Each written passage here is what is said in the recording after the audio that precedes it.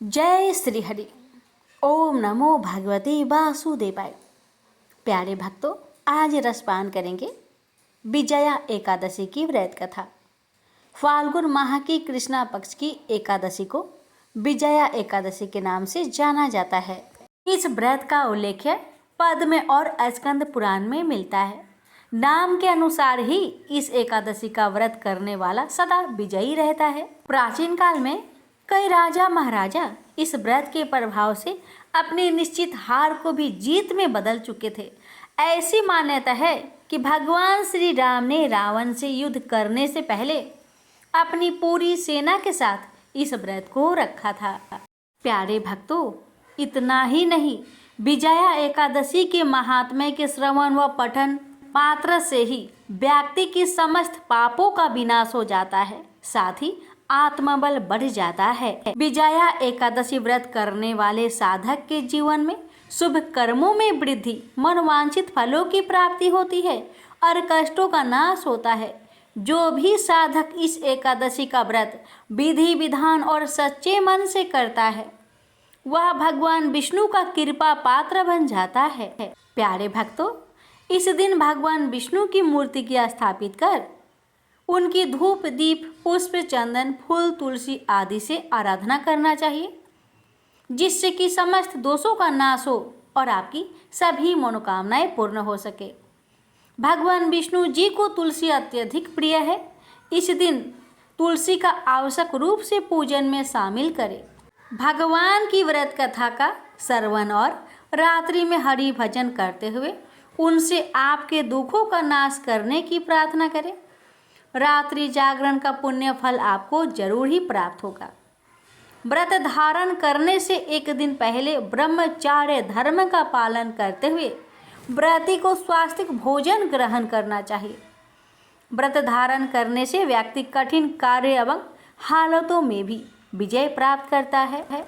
तो आइए प्यारे भक्तों, हम रसपान करते हैं विजया एकादशी व्रत की 5 पुण्य फल देने वाली कथा। प्राचीन काल में रुकमांद नामक एक राजा थे। भगवान विष्णु की आराधना ही उनका जीवन था। वे चराचर जगत में अपने आराध्य भगवान के दर्शन करते तथा पद्मनाभ भगवान की सेवा की भावना से ही अपने राज्य का संचालन करते थे। वे सभी प्राणियों के प्रति क्षमा भाव रखते थे। राजा रुकमांद ने अपने जीवन में अपनी समस्त प्रजा एवं परिवार सहित एकादशी व्रत के अनुष्ठान का नियम धारण कर रखा था।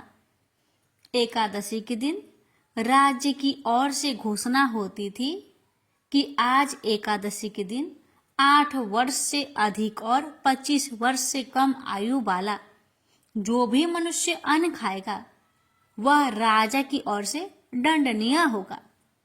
एकादशी के दिन सभी लोग गंगा स्नान एवं दान पुण्य करते थे। राजा के धर्म की ध्वजा सर्वत्र फहराने लगी।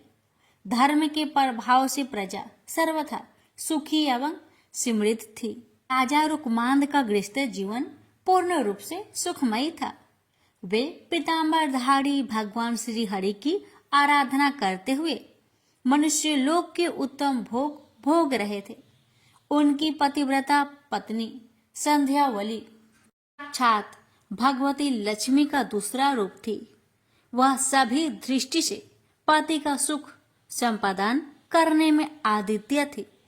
पति का सुख ही रानी संध्यावली का जीवन था। पति की सेवा वह अपने हाथों से करती थी। का पुत्र धर्मागत गुणों में अपने पिता के अनुरूप ही था। उसकी भी बुद्धि भगवान श्री हरि की चरणों में लग गई थी। वह अपने माता पिता का आज्ञाकारी था। उसमें राज्य संचालन की पूर्व योग्यता थी तथा मदिरा एवं जुआ आदि कोई दुर्व्यसन न थी। वह भी प्रजा पालक एवं प्रजा की रक्षा में सदा तत्पर रहता था। राजा रुकमांद ने अपने पुत्र धर्मागध के गुणों से प्रसन्न हो राज्य संचार का भार उसके कंधों पर देना आरंभ कर दिया। श्री विष्णु जी की आराधना एवं एकादशी व्रत के प्रभाव से राजा से समस्त प्रजा सुखी थी। मृत्यु के पश्चात सभी बैकुंठ धाम में जाने लगे। नरक के द्वार तक कोई नहीं जाता था। संपूर्ण नरक सूना हो गया। सूर्यपुत्र यमराज एवं चित्रगुप्त के लिए कोई कार्य रहा ही नहीं। जब सभी प्रजाजन बैकुंठ जाने लगे तब यमराज किन्हें दंड दे और चित्रगुप्त किनके कार्य का हिसाब रखे। अंत में ब्रह्मा जी की सभा में पहुंचे। उन्होंने ब्रह्मा जी से राजा रुकमांद के प्रभाव का वर्णन करते हुए कहा, पितामह, भगवान विष्णु की आराधना एवं एकादशी व्रत के प्रभाव से समस्त प्राणी बैकुंठ धाम को प्राप्त हो रहे हैं। नरक में कोई प्राणी नहीं आ रहा है। लंबे समय से हम लोग व्यर्थ बैठे हैं। यह सुनकर ब्रह्मा जी को अत्यंत प्रसन्नता हुई। वे मन ही मन भक्तराज रुकमांद को नमन करने लगे। ब्रह्मा जी रुकमांद की ऐसी अद्भुत महिमा को और बढ़ाना चाहते थे। उन्होंने अपने मन के संकल्प से एक अत्यंत सुंदर एवं लावण्यवती नारी को प्रकट किया। उस नारी का नाम मोहिनी था। वह संसार की सभी सुंदरियों में श्रेष्ठ व रूप वैभव से संपन्न थी। एक दिन राजा रुकमांद वन भ्रमण के लिए निकले हुए थे। उसी वन में वह मोहिनी अत्यंत मधुर बीना बजा रही थी। उस रूप राशि को देखकर राजा रुकमांद मोहित हो गए। राजा ने मोहिनी से परिणय की याचना की। मोहिनी ने मुस्कुराते हुए एक शर्त रखी कि जिस समय पर मैं जो कहूँ आपको उसका पालन करना होगा। राजा ने मोह के वशीभूत होकर वह शर्त स्वीकार कर ली और वे मोहिनी के साथ अपनी राजधानी लौट आए। यहाँ वे मोहिनी के साथ सुख से समय व्यतीत करने लगे। युवराज धर्मागध ने शासन प्रबंध की पूर्ण योग्यता प्राप्त कर ली थी। उसने भूमंडल के सभी मंडलों को जीतकर उन पर अपना शासन जमा लिया था। अपने बहुमूल्य रत्न मणियां लाकर अपने पिता को समर्पित किए। धर्मागध के सुशासन से प्रसन्न होकर रुकमांद ने अपनी संपूर्ण शासन व्यवस्था उसे सौंप दी। योग कन्या से धर्मागध का विधि पूर्वक विवाह हुआ। ब्रह्मा जी ने मोहिनी को राजा रुकमांद की परीक्षा के लिए ही भेजा था। सुखपूर्वक बहुत समय व्यतीत होने पर एक दिन वह अवसर आ उपस्थित हुआ। रुकमांद का एकादशी व्रत निर्विघ्न चल रहा था। वह एकादशी के दिन कभी अन्न ग्रहण नहीं करते थे। सदैव की भांति वे घोषणा करा देते, मनुष्यों, तुम सब अपने वैभव के अनुसार एकादशी के दिन चक्र सुदर्शनधारी भगवान विष्णु की पूजा करो। वस्त्र उत्तम, चंदन, रोली, पुष्प, धूप दीप तथा हृदय को अत्यंत प्रिय लगने वाले सुंदर फल एवं उत्तम गंध के द्वारा भगवान श्री हरि के चरणारविंदों की अर्चना करो। जो भगवान विष्णु का लोक प्रदान करने वाले मेरे इस धर्म सम्मत वचन का पालन नहीं करेगा, निश्चित ही उसे कठोर दंड दिया जाएगा। एक दिन मोहिनी अपने पति रुकमांद से एकादशी के दिन अन्न खाने के लिए आग्रह करने लगी। उसने हठ पूर्वक कहा कि गृहस्थ राजा जो सदैव परिश्रम करता है उसे कभी भी अन्न नहीं छोड़ना चाहिए। राजा ने मोहिनी को बहुत समझाया। उन्होंने शास्त्रों का प्रमाण देकर बताया कि एकादशी के दिन जो अन्न खाता है वह पाप का भागी और नरकगामी होता है। किंतु मोहिनी अपने हठ पर अड़ी रही। राजा ने उसे अनेक प्रलोभन भी दिए, परंतु मोहिनी पर उन बातों का कोई प्रभाव न पड़ा। मोहिनी ने राजा को विवाह के समय दी हुई अपनी शर्त की स्मृति कराई। जो मैं कहूंगी उसे उसको पालन करना होगा, अन्यथा आप असत्यवादी हो जाएंगे एवं सत्य का त्याग करने से आपको पाप का भागी होना पड़ेगा। मोहिनी ने अंत में ये भी घोषणा की, यदि आप एकादशी के दिन अन्न ग्रहण नहीं करेंगे तो मैं आपको त्याग कर चली जाऊंगी। रुकमांद ने मोहिनी को पुनः समझाते हुए पुराणों का प्रमाण किया और कहा कि पुराणों में स्थान स्थान पर यह घोषणा की गई है कि एकादशी पर भोजन नहीं करना चाहिए, परंतु मोहिनी अपने निश्चय पर अटल रही। वह अपने पति को असत्यवादी घोषित करती हुई उन्हें छोड़कर जाने को तत्पर थी। इधर राजा रुकमांद मोहिनी पर आसक्त होते हुए भी एकादशी के दिन अन्न न ग्रहण करने के निश्चय पे दृढ़ थे।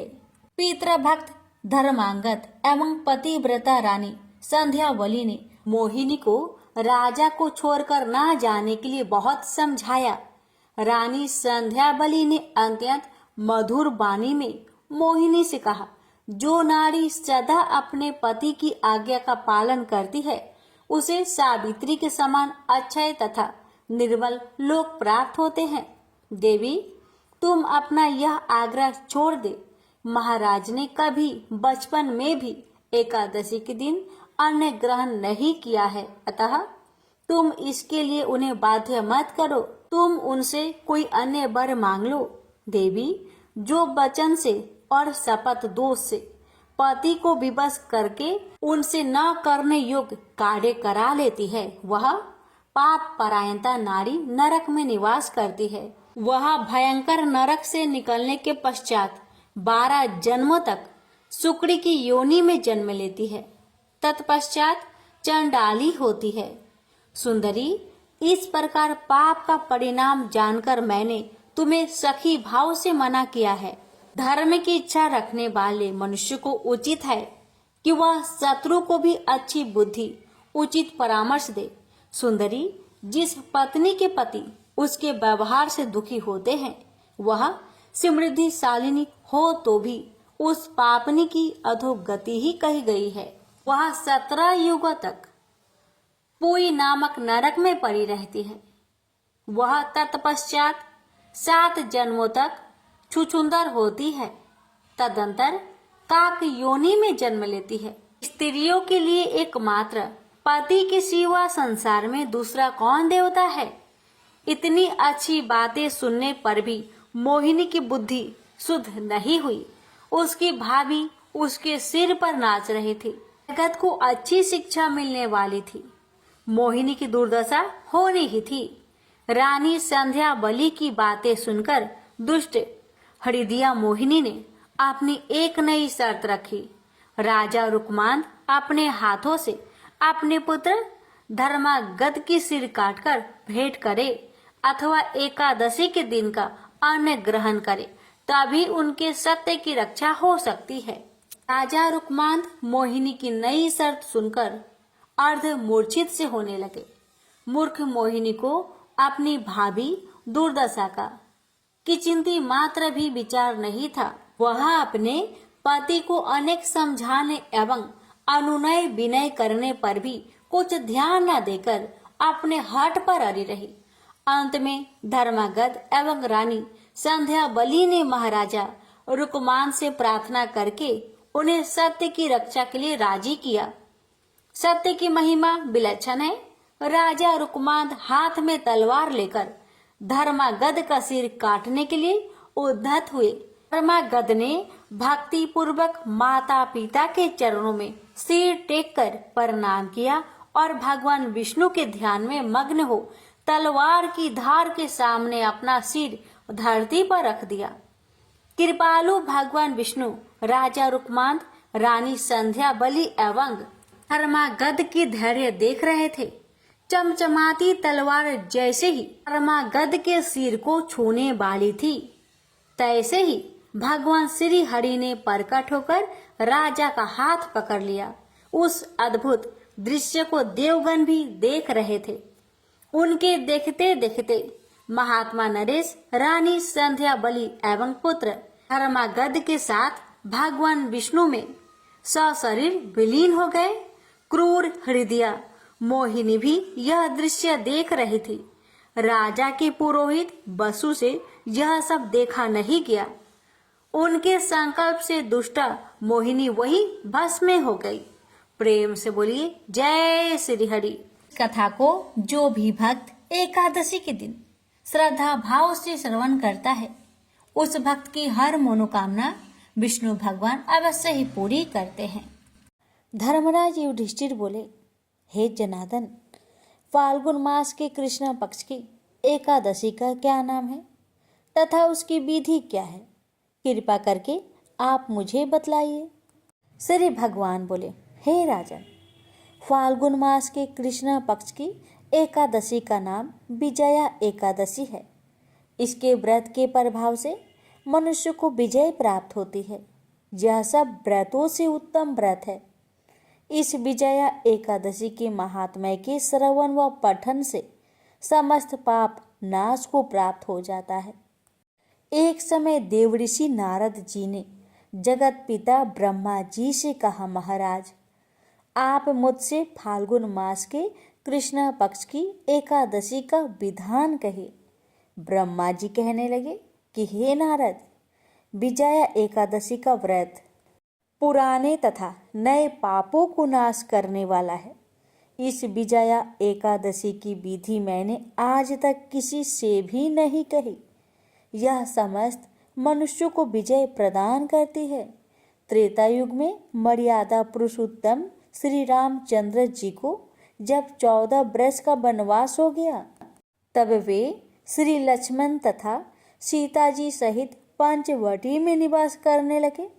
वहां पर दुष्ट रावण ने जब सीता जी का हरण किया, तब इस समाचार से श्री रामचंद्र जी तथा लक्ष्मण अत्यंत व्याकुल हुए और सीता जी की खोज में चल दिए। घूमते घूमते जब वे मरणासन जटायु के पास पहुंचे, तो जटायु उन्हें सीता जी का वृत्तांत सुनाकर स्वर्गलोक चला गया। कुछ आगे जाकर उनकी सुग्रीव से मित्रता हुई और बाली का वध किया। हनुमान जी ने लंका में जाकर सीता जी का पता लगाया और उनसे श्री रामचंद्र जी और सुग्रीव की मित्रता का वर्णन किया। वहां से लौटकर हनुमान जी ने भगवान राम के पास आकर सब समाचार कहे। श्री रामचंद्र जी ने वानर सेना सहित सुग्रीव की सम्मति से लंका को प्रस्थान किया। जब श्री रामचंद्र जी समुंदर से किनारे पहुंचे, तब उन्होंने मगरमच्छ आदि से युक्त उस अगाध समुद्र को देखकर लक्ष्मण जी से कहा कि इस समुद्र को हम किस प्रकार से पार करेंगे। श्री लक्ष्मण ने कहा, हे पुराण पुरुषोत्तम, आप आदि पुरुष है, सब कुछ जानते हैं। यहाँ से आधा योजन दूर पर कुमारी द्वीप में बगदालभ्य नाम के मुनि रहते हैं। उन्होंने अनेक ब्रह्मा देखे हैं। आप उनके पास जाकर इसका उपाय पूछिए। लक्ष्मण जी के इस प्रकार के वचन सुनकर श्री रामचंद्र जी बगदालभ्य ऋषि के पास गए और उनको प्रणाम करके बैठ गए। मुनि ने भी उनको मनुष्य रूप धारण किए हुए पुराण पुरुषोत्तम समझकर उनसे पूछा कि हे राम, आपका आना कैसे हुआ? रामचंद्र जी कहने लगे कि हे ऋषि, मैं अपनी सेना सहित यहाँ आया हूँ और राक्षसों को जीतने के लिए लंका जा रहा हूँ। आप कृपा करके समुद्र पार करने का कोई उपाय बतलाइए। मैं इसी कारण आपके पास आया हूँ। बगदालभ्य ऋषि बोले कि हे राम, फाल्गुन मास के कृष्णा पक्ष की एकादशी का उत्तम व्रत करने से निश्चय ही आपकी विजय होगी, साथ ही आप समुद्र भी अवश्य पार कर लेंगे। इस व्रत की विधि यह है कि दशमी के दिन स्वर्ण, चांदी, तांबा या मिट्टी का एक घड़ा बनाए। उस घड़े को जल से भरकर तथा 5 पल्लव रख वेदिका पर स्थापित करें। उस घड़े के नीचे सतनजा और ऊपर जौ रखे। उस पर श्री नारायण भगवान की स्वर्ण की मूर्ति स्थापित करें। एकादशी के दिन स्नान आदि से निवृत्त होकर धूप दीप नवध नारियल आदि से भगवान की पूजा करे। तत्पश्चात घरे के सामने बैठकर दिन व्यतीत करे और रात्रि को भी उसी प्रकार बैठे रहकर जागरण करे। द्वादशी के दिन नित्य नियम से निवृत्त होकर उस घड़े को ब्राह्मण को दे दे। हे राम, यदि तुम भी इस व्रत को सेनापतियों सहित करोगे तो तुम्हारी विजय अवश्य होगी। श्री रामचंद्र जी ने ऋषि की कथा अनुसार इस व्रत को किया और इसके प्रभाव से दैत्यों पर विजय पाई। अतः हे राजन, जो कोई मनुष्य विधि पूर्वक इस व्रत को करेगा दोनों लोकों में उसकी अवश्य विजय होगी। श्री ब्रह्मा जी ने नारद जी से कहा था कि हे पुत्र, जो कोई इस व्रत के महात्म्य को पढ़ता या सुनता है उसको वाजपेयी यज्ञ का फल प्राप्त होता है।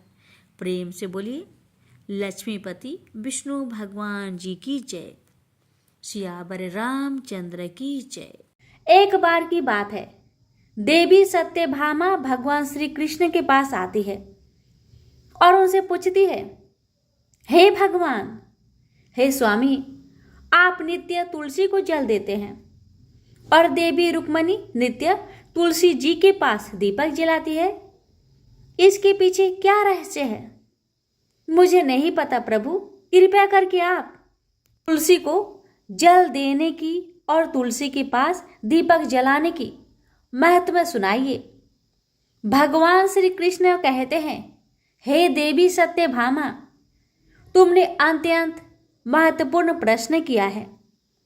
देवी तुलसी लक्ष्मी का ही अवतार है। देवी तुलसी भगवान विष्णु को अत्यंत प्रिय है, इसलिए यह मुझे भी सबसे अधिक प्रिय है। मासों में कार्तिक और वनस्पतियों में मुझे तुलसी बहुत प्रिय है। जो भी मनुष्य तुलसी को जल देता है उस पर मेरी कृपा सदैव बनी रहती है। जो भी मुझे तुलसी पत्र डालकर भोग चढ़ाता है मैं उसे प्रेम से स्वीकार करता हूँ। तुलसी पत्र के बिना मैं किसी भी प्रकार का भोग स्वीकार नहीं करता।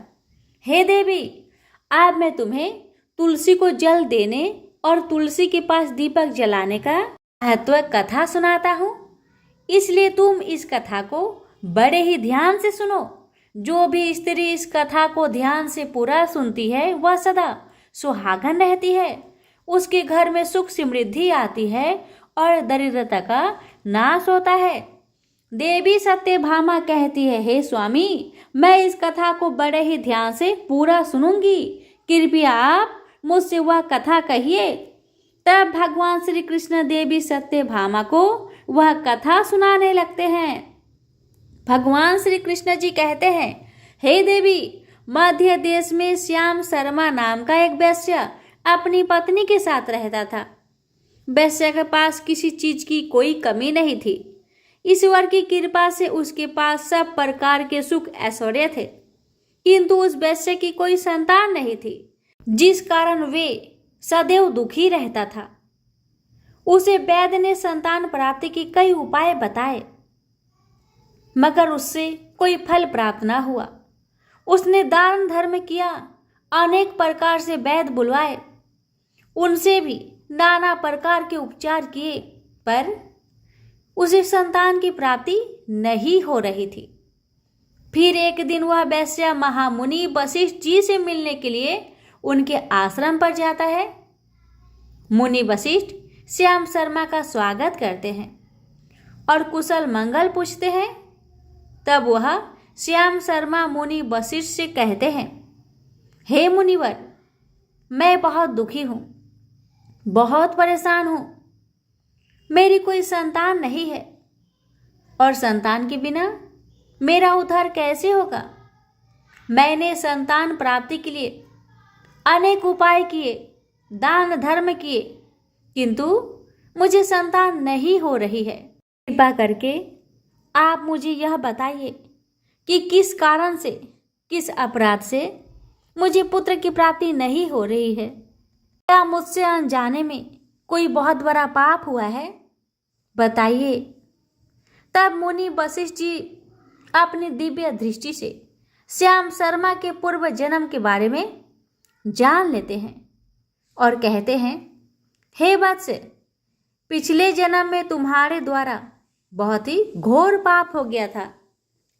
इस कारण से तुम्हें इस जन्म में संतान सुख प्राप्त नहीं हो रहा है।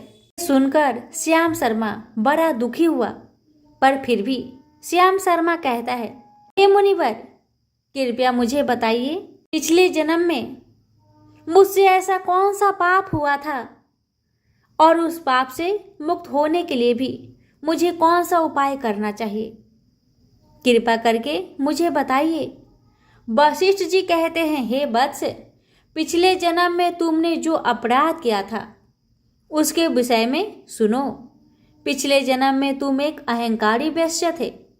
तुम्हारा जन्म धनवान कुटुंब में हुआ था। तुमने पिछले जन्म में एक गाय को अत्यंत दुख दिया था।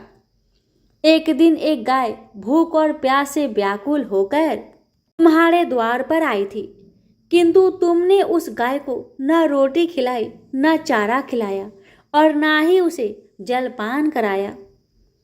तुमने बड़ी ही निर्दयता से उस गाय को अपमानित करके घर से निकाल दिया। उस गाय ने अभी अभी बछड़े को जन्म दिया था और भूख से व्याकुल होने के कारण वह गाय वहीं पर मूर्छित होकर गिर पड़ी और उस दिन वह अपने बछड़े को दूध नहीं पिला पाई। इसलिए इस गाय ने तुम्हें श्राप दे दिया था। इस गाय के श्राप के कारण तुम्हारी ऐसी दुर्दशा हो रही है। उस गाय के श्राप के कारण तुम्हें इस जन्म में संतान नहीं हो पा रही। वशिष्ठ जी की बात सुनकर उसे बड़ा दुख हुआ और वह स्वयं को कोसने लगा और कहने लगा, हाय, मैंने ये क्या कर दिया। एक बेचारी दुखी गौ माता की सेवा नहीं की। मैंने बहुत बड़ा गुनाह किया है और उसी का दंड मुझे भोगना पड़ रहा है। श्याम शर्मा वशिष्ठ जी से कहता है, हे मुनिवर, मुझसे बहुत बड़ा अपराध हुआ है। अब मैं इस पाप का प्रायश्चित कैसे करूं? क्या करूं? कृपया आप ही मुझे मार्गदर्शन दीजिए। मैंने जो पाप किया है उससे मुक्ति का कोई उपाय भी अवश्य होगा। मैं अपना सब कुछ देकर उस पाप का प्रायश्चित करूंगा। कृपया आप ही कोई उपाय बताएं। मुझे संतान प्राप्ति कैसे हो सकती है, बताएं, क्योंकि शास्त्र कहते हैं पुत्र के बिना मनुष्य का उद्धार नहीं हो सकता। तब मुनि वशिष्ठ कहते हैं, हे वत्स, इस पाप का एक ही उपाय है। तुम पुत्र प्राप्ति के लिए पुत्रेष्ठ यज्ञ करो। इसी यज्ञ के फलस्वरूप तुम्हें संतान की प्राप्ति होगी। इस यज्ञ को संपन्न करके तुम ब्राह्मण को भोजन कराओ, वस्त्र और गाय का दान करो, तभी तुम्हें इस पाप से मुक्ति मिलेगी। तब श्याम शर्मा वशिष्ठ जी को धन्यवाद देते हुए कहते हैं, हे मुनिवर, आपका कोटि कोटि धन्यवाद। मैं आपके कहे अनुसार अवश्य ही पुत्रेष्ठ यज्ञ करूंगा और ब्राह्मणों को गायों का दान करूंगा। इतना कहकर श्याम शर्मा जल्दी से अपने घर को लौट आता है और अपनी पत्नी को सारी बात सुनाता है। फिर वो दोनों ही पुत्रेष्ठ यज्ञ की तैयारी करते हैं। अनेक ऋषि मुनियों को निमंत्रण देकर वह श्याम शर्मा पुत्रेष्ठ यज्ञ संपन्न करता है और उन ऋषि मुनियों तथा ब्राह्मणों को गाय दान करता है। यज्ञ के संपन्न होने के पश्चात यज्ञ की आग से अग्निदेव प्रकट होते हैं और उस श्याम शर्मा से कहते हैं, हे श्याम शर्मा, आज तुम्हारा यज्ञ सफल हुआ है। तुमने पुत्र प्राप्ति के लिए यह यज्ञ किया था, इसलिए तुम्हें मेरी कृपा से एक पुत्र की प्राप्ति होगी, किंतु तुम्हारे पुत्र की आयु केवल 18 वर्ष की ही होगी और 18 वर्ष समाप्त होने के पश्चात तुम्हारा पुत्र की मृत्यु हो जाएगी। इतना कहकर अग्निदेव अंतर्ध्यान हो जाते हैं। पुत्रेष्ठ यज्ञ करके और अग्निदेव से पुत्र का वरदान प्राप्त करके वह श्याम शर्मा बहुत प्रसन्न तो हुआ, किंतु उसे बड़ा दुख भी हुआ। श्याम शर्मा ने सोचा, पुत्र न होने से अच्छा है कम आयु वाला पुत्र ही ठीक है। फिर वह पहले की तरह अपने काम में लगा रहा। कुछ ही दिनों पश्चात उसकी पत्नी ने गर्भ धारण किया श्याम शर्मा ने पुत्र के जन्म से पूर्व किए जाने वाले सभी संस्कार किया और फिर उसे एक अत्यंत सुंदर पुत्र की प्राप्ति हुई। वह बालक बड़ा ही तेजस्वी दिखाई पड़ रहा था। श्याम शर्मा ने पुत्र के जन्म के बाद किए जाने वाले भी सभी संस्कार किया और पुत्र को गुरुकुल में शिक्षा प्रदान की। श्याम शर्मा का पुत्र जैसे जैसे बड़ा होने लगा, श्याम शर्मा को बहुत अधिक चिंता सताने लगी। फिर जब उसका पुत्र 16 वर्ष का हुआ तो श्याम शर्मा की पत्नी ने उससे कहा, अब हमें अपने पुत्र का विवाह कर देना चाहिए। हमारा पुत्र अब विवाह के योग्य हो गया है। श्याम शर्मा ने कहा, हे प्रिय, विधि के विधान के अनुसार हमारे पुत्र की आयु केवल 18 वर्ष की ही है। 18 वर्ष के पश्चात हमारे पुत्र की मृत्यु हो जाएगी, इसलिए इसका विवाह करके किसी कन्या के जीवन को बर्बाद नहीं करना चाहिए। वह तो 2 वर्षों बाद विधवा हो जाएगी, फिर उसे जीवन में अनेक कष्ट सहन करने पड़ेंगे। लेकिन श्याम शर्मा की पत्नी नहीं मानी। वह अपने पुत्र का विवाह होता देखना चाहती थी। श्याम शर्मा की पत्नी कहती है, हे नाथ, कुछ भी हो, मैं अपनी पुत्र को अविवाहित मरते हुए नहीं देख सकती। हमारे पास किस चीज की कमी है बताइए। हमारी पुत्र वधू इस संपत्ति को प्राप्त करके सुखी जीवन जी सकती है। इसलिए अब आप संकोच ना करें और हमारे पुत्र के लिए सुंदर कन्या की खोज करें। अपनी पत्नी की मन के आगे श्याम शर्मा की एक ना चली और फिर वह पुत्र के विवाह के लिए मान गया। फिर उसने पास की ही नगर में रहने वाले एक अत्यंत गरीब वैश्य की पुत्री के साथ अपने पुत्र का विवाह संपन्न किया। श्याम शर्मा की बहू का नाम सुभद्रा था। वह अत्यंत गुणवान, चरित्रवान और प्रतिव्रता नारी थी। वह अपने पति की मृत्यु की बात को नहीं जानती थी। सुभद्रा नित्य अपने सास ससुर और अपने पति की सेवा करने लगी। वह सभी के साथ बड़े प्रेम से रहा करती थी, कभी भी बड़ों की आज्ञा का उल्लंघन नहीं करती थी। उसने अपनी मधुर वाणी और कार्य कुशलता से सभी के दिल को जीत लिया था। इस प्रकार से 2 साल बीत गए और फिर वह समय निकट आ गया जब श्याम शर्मा की पुत्र की मृत्यु होने वाली थी। श्याम शर्मा को बड़ा भय लगने लगा। फिर एक दिन उसने अपनी बहू को बुलाया और कहा, बहू, मुझे माफ कर दो, बहू, मुझे माफ कर दो। बहू कहने लगी, हे पिताश्री, आप मुझसे क्षमा क्यों मांग रहे हैं? तब श्याम शर्मा ने कहा, मैंने तुम्हारे साथ बड़ा अन्याय किया है। सुभद्रा ने कहा, हे ससुर जी, आप ऐसा क्यों कह रहे हैं? आप मुझसे क्षमा मांगकर मुझे लज्जित ना कीजिए। मैं आपसे छोटी हूँ, आपकी पुत्री के समान हूँ। कृपया आप संकोच ना करते हुए आपके मन में जो भी बात हो मुझसे कहिए। मैं आपकी आज्ञा का पालन अवश्य करूँगी। फिर श्याम शर्मा कहने लगा, हे पुत्री, तुम कल्याणी हो, तुम एक महान पतिव्रता हो, किंतु मेरे पुत्र के साथ तुम्हारा विवाह होने से पूर्व मैंने तुमसे एक बात छुपाई है। हमें पुत्र की प्राप्ति पुत्रेष्ठ यज्ञ करने के बाद हुई थी और अग्निदेव ने हमें यह कहते हुए पुत्र प्राप्ति का आशीर्वाद दिया था कि हमारे पुत्र की आयु केवल 18 वर्ष की होगी। 18 वर्ष के बाद हमारे पुत्र की मृत्यु हो जाएगी। अपने ससुर की बात सुनकर सुभद्रा ने कहा, हे ससुर जी, बस इतनी सी बात, आप चिंता न कीजिए। मैं आपको वचन देती हूँ कि आपकी पुत्र वधू मैं कभी विधवा नहीं होगी। आपके पुत्र के प्राणों की रक्षा करूँगी। आप बस मुझे एक दीपक, जल का घड़ा और एक गाय ला कर दीजिए। मेरे पति के प्राणों की रक्षा इन्हीं से होगी।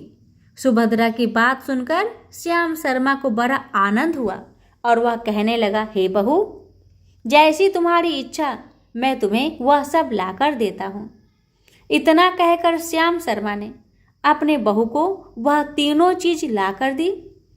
फिर जब वह दिन निकट आया जिस दिन सुभद्रा के पति की मृत्यु होने वाली थी, उस दिन सुभद्रा ने सुबह उठते ही तुलसी जी को जल चढ़ाया और तुलसी जी को प्रणाम करते हुए पौधे पर एक चुनरी बांध दी और तुलसी माता से प्रार्थना करने लगी, हे माँ, मैं आपको चुनरी चढ़ा रही हूँ, कृपया अब आप ही मेरे सुहाग की रक्षा कीजिए।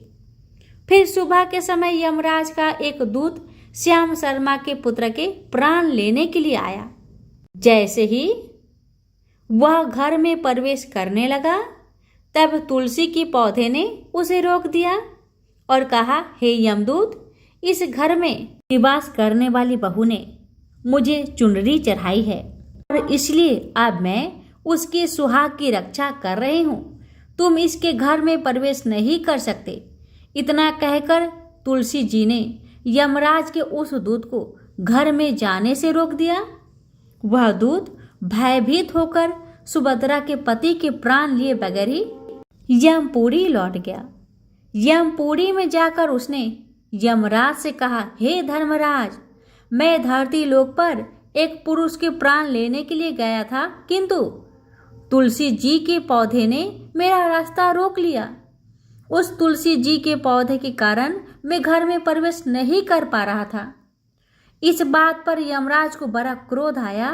फिर उन्होंने अन्य 2 दूतों को बुलाया और कहा, अब तुम शाम के समय सुभद्रा के घर जाओ। जब तुलसी का पौधा सो रहा होगा, तुम उसके पति के प्राण लेकर यमलोक में चले आना। फिर शाम के समय यमराज के 2 दूत सुभद्रा के घर की ओर निकल पड़े। सुभद्रा ने शाम होते ही तुलसी जी के पास एक घी का दीपक जला दिया और उससे प्रार्थना की, हे दीपक, अब तुम ही मेरे पति की प्राणों की रक्षा करो। यम के दूत मेरे पति के प्राण लेने के लिए आ रहे हैं। अब तो फिर शाम हो गई। तुलसी जी का पौधा सो गया और यमराज के 2 दूत सुभद्रा के घर के सामने आकर खड़े हो गए और सोचने लगे, अब तो इस मनुष्य के प्राण लेकर ही यमपुरी में लौटेंगे। जैसे ही यम के दूत सुभद्रा के घर में प्रवेश करने लगे, तुलसी जी के पास लगाए हुए दीपक ने उनका रास्ता रोक दिया और कहा, हे दूतों, तुम अब इस सुभद्रा के पति के प्राण नहीं ले जा सकते। उस स्त्री ने मुझे प्रज्वलित करके, यानी दीपक को प्रज्वलित करके, अपने पति की प्राणों की रक्षा करने की प्रार्थना की है, इसलिए अब मैं उसके पति की प्राणों की रक्षा कर रहा हूँ। इसलिए तुम आज उसके पति के प्राण नहीं ले जा सकते।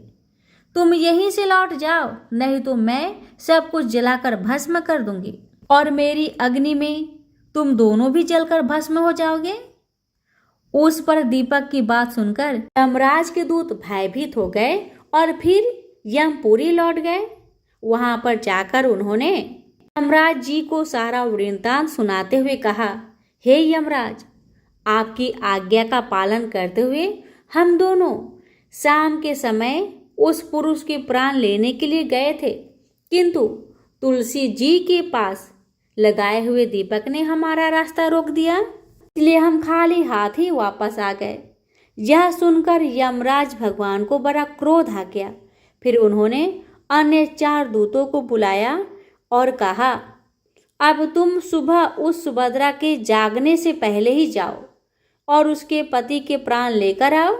यमराज जी की आज्ञा पाकर दूत सुबह सुभद्रा के घर की तरफ जाने लगे, लेकिन इधर सुभद्रा ने रात को ही घर के दरवाजे के सामने जल से भरा हुआ लोटा रख दिया और उससे प्रार्थना की कि मेरे पति की रक्षा कीजिए। यम के दूत मेरे पति के प्राण लेने के लिए आ रहे हैं। अब आप ही मेरे सुहाग की रक्षा कर सकते हैं। इतना कहकर वह सुभद्रा सोने के लिए चली गई। इधर यम के दूत सुबह सुभद्रा के जागने से ही पहले उसके घर पर पहुंच गए। जैसे ही वह घर के अंदर प्रवेश करने लगे, तब उस लोटे के अंदर से भरे हुए जल ने कहा, तुम रुक जाओ, अब तुम इस घर में प्रवेश नहीं कर सकते। यह घर अब मेरी सुरक्षा में है। मैं सुभद्रा की पति के प्राण तुम्हें लेकर नहीं जाने दूंगा। अगर तुमने इस घर में प्रवेश किया तो मैं नरक की अग्नि को बुझा दूंगा। इससे सारा नरक लोक डूब जाएगा। यह सुनकर यमराज जी के दूत घबरा गए और एक दूसरे की तरफ देखकर उस स्थान से भाग गए। वे सभी यम के दूत यमराज जी के पास लौट गए और उनसे कहने लगे, हे धर्मराज जी, आपकी आज्ञा का पालन करने के लिए हम चारों सुबह सुभद्रा के जागने से पहले ही उसके पति के प्राण लेने के लिए पहुंच गए थे, किंतु सुभद्रा के घर के बाहर रखे हुए जल के लोटे ने हमारा मार्ग रोक लिया और इसी कारण से हम उसके घर में प्रवेश नहीं कर सके। अब यमराज को बहुत ही अधिक क्रोध आ गया। इस बार उन्होंने 8 यमदूतों को बुलाया और कहा, हे यमदूतों, अब जल्दी से जाओ और बलपूर्वक उस मनुष्य के प्राण खींचकर यमलोक में लेकर आओ। फिर दिया था और गौ माता से विनती की, हे गौ माता, आज यमदूत मेरे पति के प्राण लेने के लिए आ रहे हैं। अब आप ही मेरी सुहाग की रक्षा कीजिए, आप ही कर सकते हैं। हे गौ माता, मैं आपकी शरण में आई हूँ, कृपया मुझे विधवा होने से बचा लीजिए। उस गाय ने कहा, हे पुत्री, तुम चिंता मत करो, तुम्हारे पति की प्राणों की रक्षा स्वयं मैं करूंगी। मेरे होते हुए यम के दूत तुम्हारे घर में प्रवेश नहीं कर पाएंगे, इसलिए तुम चिंता से मुक्त होकर अपने पति की सेवा करो। फिर जैसे ही वे यमदूत घर के अंदर प्रवेश करने के लिए आगे बढ़ते हैं, तब वह गाय उन्हें रोक देती है और कहती है, इस घर में तुम लोग प्रवेश नहीं कर सकते, इस घर की रक्षा मैं कर रही हूँ। मेरे रहते कोई भी इस घर के अंदर प्रवेश नहीं कर सकता।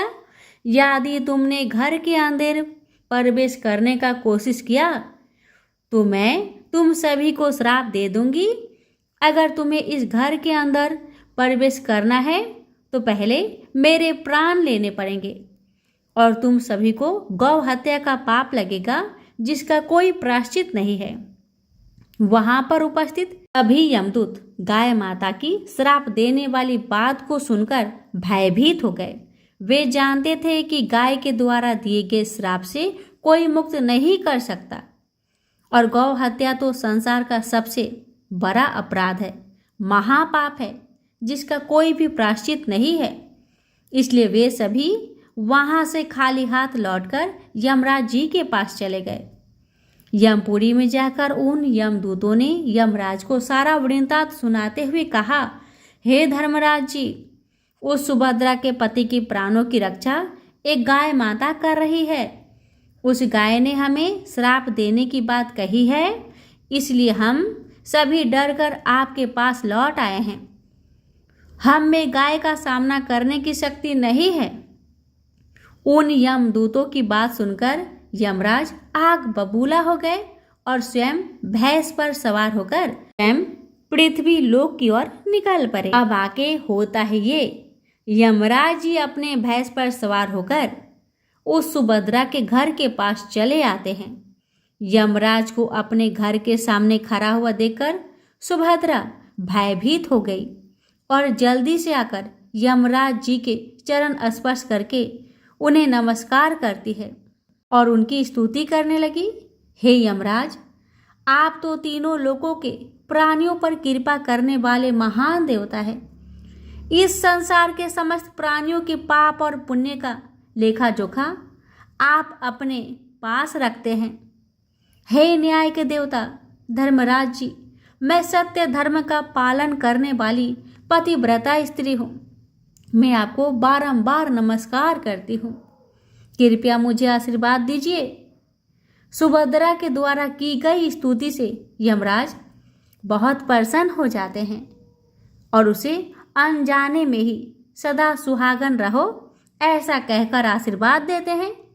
फिर जब यमराज सुभद्रा के पति के प्राण ले जाने के लिए आगे बढ़ते हैं तो सुभद्रा कहती है, हे धर्मराज, आपने अभी मुझे सदा सुहागन रहने का आशीर्वाद दिया है और अब आप मेरे पति के प्राण ले जा रहे हैं।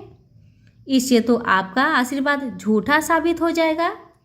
यह सुनकर धर्मराज जी रुक जाते हैं और सुभद्रा की ओर देखकर मुस्कुराने लगते हैं। सुभद्रा के निर्मल हृदय और अपने पति के प्रति समर्पण भाव को देखकर यमराज अत्यंत प्रसन्न होते हैं। सुभद्रा की ओर देखकर यमराज कहते हैं, पुत्री, आज तुमने साक्षात मृत्यु को ही पराजित किया है। मैं तुम्हारे पतिव्रत धर्म से अत्यंत प्रसन्न हूँ। अब मैं तुम्हारे पति के प्राण छोड़ देता हूँ। तुम्हारी जो भी मनोकामना है वह मुझसे मांग लो। तब सुभद्रा ने कहा, हे धर्मराज जी, मैं अपनी पति के लिए 100 वर्ष की आयु मांगती हूँ। मेरे लिए मेरे पति ही परमेश्वर है। मैं अपने पति को छोड़कर जीवित नहीं रह सकती, इसलिए आप मुझे यही वरदान दीजिए। तब यमराज प्रसन्न होकर कहते हैं, तथास्तु। हे कल्याणी, आज से जो भी स्त्री अपने घर के सामने तुलसी का पौधा लगाती है, तुलसी के पास शाम को दीपक जलाती है, जिस घर के सामने गाय बंधी होती है और जो स्त्री अपने घर के सामने जल का लोटा रखती है, उसके घर में कभी मेरे दूत प्रवेश नहीं करेंगे। इतना कहकर यमराज जी उस स्थान से अंतर्ध्यान हो गए। भगवान श्री कृष्ण कहते हैं, हे देवी, इस प्रकार से उस सुभद्रा ने अपने पतिव्रता धर्म का पालन करके अपने पति के मृत्यु को टाल दिया था। इसलिए जो भी स्त्री अपने घर के सामने तुलसी जी का पौधा लगाती है, रोज शाम को तुलसी जी के पास दीपक जलाती है, उसके घर में मृत्यु प्रवेश नहीं कर सकती है। जिस घर के सामने गाय बंधी होती है, उस घर में कभी दुख दरिद्रता नहीं आती। जो स्त्री अपने घर के सामने जल से भरा हुआ लोटा रखती है, उसके घर में कभी शोक नहीं होता है। भक्तों, ये थी तुलसी जी में जल देने और दीपक जलाने का महत्व की कथा। ये भगवान श्री कृष्ण ने देवी सत्यभामा को सुनाए। प्रेम से बोलिए हरे कृष्णा। ये बात उस समय की है जब सोने की लंका और धन के मद में चूर कुबेर स्वयं को सबसे अधिक धनवान दिखाने के लिए गणेश जी को अपमानित करते हैं, तो गणपति उनके घमंड को कुछ समय में ही तोड़ देते हैं और उनके पूरे धन संपत्ति को तुच्छ साबित कर देते हैं। तो आइए इस कथा को संपूर्ण श्रवण करते हैं। ब्रह्मा जी के आशीर्वाद से गंधर्व कुबेर के पास सबसे अधिक धन और स्वर्ण था। इसके प्रदर्शन के लिए उन्होंने सोने की लंका बनवाई, जिसके बाद में उनके सौतेले भाई रावण ने हड़प लिया था। सोने की लंका बनवाने के बाद कुबेर अपने धन का प्रदर्शन करना चाहते थे। इसके लिए उन्होंने शिव जी को लंका में आमंत्रित करने का सोचा। वे कैलाश पहुंच गए, लेकिन महादेव शिव शंकर तो ध्यान में लीन थे। थोड़े देर बाद उनकी आंखें खुली तो वे कुबेर को देखकर उनकी मन की बात जान गए। कुबेर ने महादेव को प्रणाम किया और सोने की लंका में भोजन के लिए आमंत्रित किया। भगवान शिव ने कहा कि वे तो नहीं जा पाएंगे, लेकिन उनके छोटे पुत्र गणेश जी जरूर जाएंगे। कुबेर ने तय तिथि पर विभिन्न प्रकार के भोजन बनवाए। उधर गणेश जी भी मूषक पर सवार होकर लंका पहुंच गए। कुबेर को लगा कि सोने की लंका और धन संपदा देखकर गणेश जी बहुत प्रभावित होंगे और कैलाश पर इसका चर्चा करेंगे। कुबेर ने गणेश जी का सत्कार किया, फिर लंका भ्रमण का प्रस्ताव रखा। तो गणेश जी ने कहा कि वे तो यहाँ भोजन के निमंत्रण पर आए हैं, न कि लंका भ्रमण के लिए। उन्होंने कुबेर से कहा कि आप भोजन का प्रबंध करें। कुबेर ने तुरंत भोजन लगवाया और गणेश जी आसन पर विराजमान हो गए। गणेश जी को भोजन अति प्रिय है। वे जब तक माता पार्वती के हाथों एक निवाला नहीं खाते, तब तक उनका पेट नहीं भरता। कुबेर ने गणेश जी के समक्ष 56 प्रकार के व्यंजन परोसे। गणेश जी पल भर में सारा भोजन चट कर गए। कुबेर ने अपनी सभी रसोइयों को खाना बनाने और खिलाने पर लगा दिया। एक और खाना आता और पल भर में गणेश जी सारा खाना खा जाते। देखते ही देखते थोड़े समय में गणेश जी कुबेर के महल का सारा भोजन और अन्न खा गए। कुछ कथाओं में तो ये भी बताया गया है कि गणेश जी इतने भूखे थे कि वे कुबेर के स्वर्ण भंडार को भी खा गए।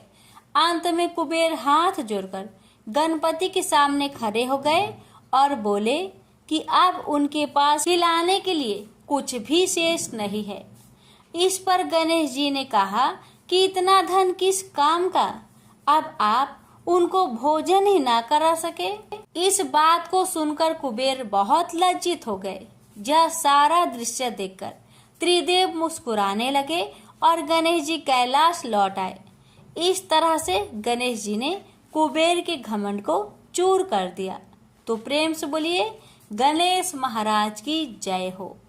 अब सुनिए हर व्रत कथा के साथ सुनी जाने वाली लोभिया जी की कहानी। एक लोभिया था, कठोर तपस्या करता था। एक पांव पर खड़ा होकर कठिन तप करता था। उसने भगवान को प्रसन्न करने के लिए कठोर तप किया। उसके शरीर पर चिड़िया ने घोंसला भी बना लिया। तपस्या करते 12 वर्ष हो गए। भगवान ने सोचा इसको इतना समय हो गया, अब इसकी परीक्षा लेनी चाहिए। भगवान जानते थे यह बहुत लोभी है, इसलिए भगवान ने एक सोने की मुड्डी उसके पांव के पास फेंक दी। तब लोभिया की नजर उस मुड्डी पर पड़ी तो उसने मुड्डी पांव के नीचे दबा ली। भगवान की माया से भला लौ बचा है। भगवान धरती पर आए और लोभिया से बोले, लोभिया तेरी तपस्या में हीन है, तुझे इस तपस्या का फल नहीं मिलेगा। तब लोभिया ने अपनी गलती मानी और भगवान के चरण पकड़ लिए और पूछा, हे भगवान इस तपस्या का हीन कैसे जाएगा। तब भगवान जी को उस पर दया आ गई और उन्होंने कहा, यदि रोटी बनाकर आखिरी रोटी कुत्ते की नहीं बनाई तो फल तुझे मिलेगा। जिमाकर दक्षिणा नहीं दी तो फल तुझे मिलेगा। सब कहानी कथा सुनकर तेरी कहानी नहीं सुनी तो फल तुझे मिलेगा। तभी से सभी व्रत की कहानी सुनने के बाद लोभिया जी की कहानी सुनी जाती है। प्रेम से बोलिए हरे कृष्णा।